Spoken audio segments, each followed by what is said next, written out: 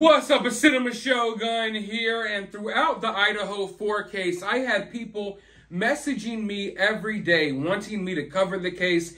They wanted my opinions on certain things, but I refrained from talking about it until now because I did not want to be a part of the witch hunt.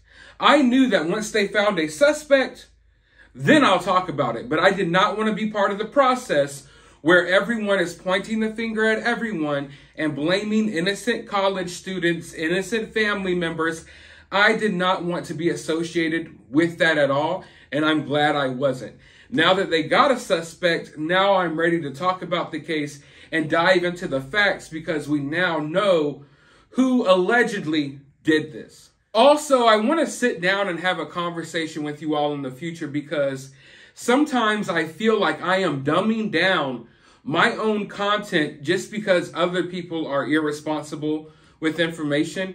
Like, as a creator, I want to feel free to create the videos that I want to create. I want to feel free to say what I want to say without having to worry about crazies taking my words and running crazy with it and attacking people and stuff like that. So I definitely want to have a conversation about that because I feel like some of my content is dumbed down just because of how other people act. And we're all grown adults and I'm not responsible for how other people act. And I no longer want to dumb my own content down just because these people act crazy. But I gotta say, there was one detail that came out during this case that made me almost break the deal that I made with myself to stay out of this case.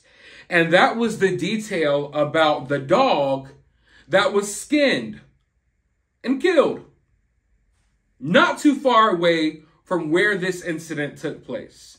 When I saw that news, I automatically associated the two together. A dog was skinned a few miles away a couple of weeks before this crime. Over here, we have this gruesome situation with these 4 kids. It really stuck out to me. And for one, I'm a dog person, okay? I have 2 dogs. They're like my kids. They used to be my co-host on this channel before people started getting really weird. But I love dogs. I'm a dog person. Seeing that a dog was skinned alive, that really pissed me off. But I also felt like there could be a connection there. And now that Brian has been caught, I feel like that connection is even stronger. Now, hey, they might not be connected at all. I do find it odd that law enforcement was telling people like, nah, there's probably no threat to the public. This probably is unrelated. And I'm like, so in the same couple of weeks, you got 4 young students killed inside of this home. And right down the street, you have a dog that's been skinned. And that is not normal. It's one thing if you go outside and maybe someone hit your dog with the car and didn't tell you, just left your dog dead on the side of the road. I've seen things like that happen. But to skin a dog, that's some psycho stuff. That's some complete serial killer in the making type stuff. And then when I look at this crime, I have a hard time believing, and other people feel the same way as well, that this is the first thing that Brian did.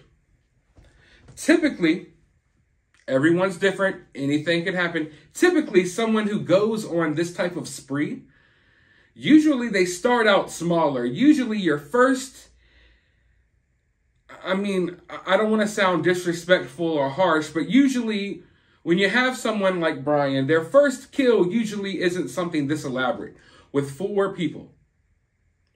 Usually they start out with baby steps. Usually they start out smaller. Now, maybe this is the first thing Brian has ever done, but I have a hard time believing that. And one point I've been trying to make is that, a lot of times, more often than not, actually, when you look at these people who commit these type of crimes, when you go back to their past, they usually have a history of harming animals. They usually have a history of harming animals. We see it all the time. It starts off with them harming small animals. Next thing you know, they graduate to people.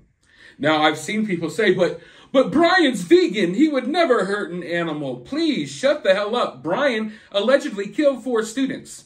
So you think he wouldn't kill an animal? I don't care if the dude doesn't eat meat. In fact, that may be one of the problems. Vegans turn out to be complete psychopaths all the time. Watch out for your nearest vegan because they may be after you right now.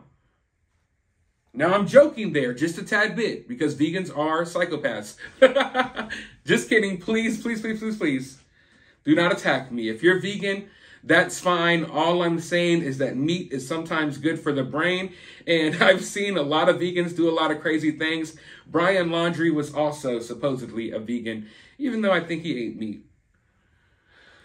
But I do believe that there had to be something before what happened to the Idaho 4.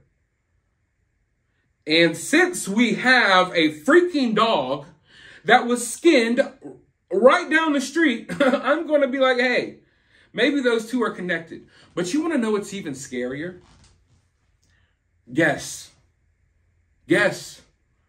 You want to know what's even scarier than if Brian possibly skinned that dog right down the street from where he ultimately took these 4 young lives? What's scarier is the possibility that maybe Brian didn't do it. Think about it. If Brian did not skin that dog, then what does that tell you?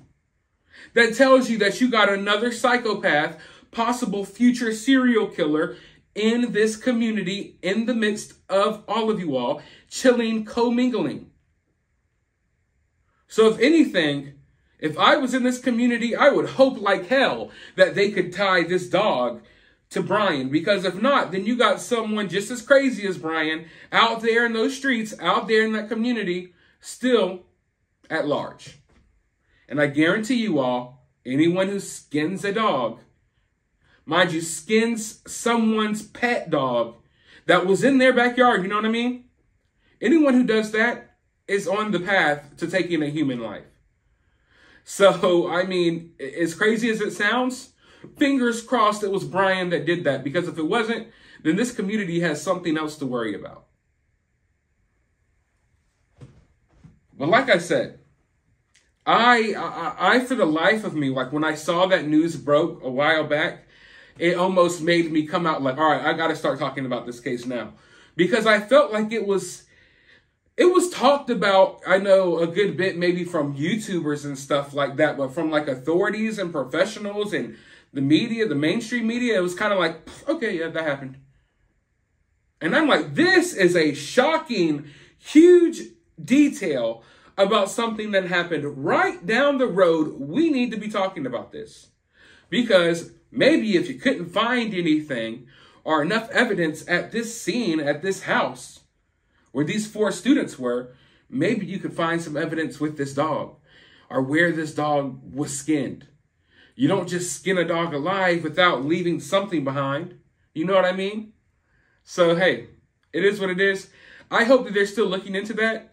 I hope that they don't catch Brian. We know they caught Brian. I hope that now that they have Brian, that they just forget about that small detail, because that needs to be looked into, people, because either that was Brian or we have another Brian out there in that community who's going to be doing something crazy soon. And that's the last thing this community needs. So if I were them, I know it's a lot of excitement around Brian being caught, but let's not forget about other small details like that, because that is insane. And I don't understand why that was kind of glossed over. I mean, I know we have 4 young people whose lives were lost, and there's other details coming out about that. But I mean, to not connect the two, that's gotta be tough. That's gotta be tough to not connect the two. Because if it were me, I'd be like, oh yeah, that's Brian all day. But let me know your thoughts down in the comments below. While you're down there, hit the thumbs up button, hit the subscribe button, ring the notification bell, and I will talk to you all in the next video.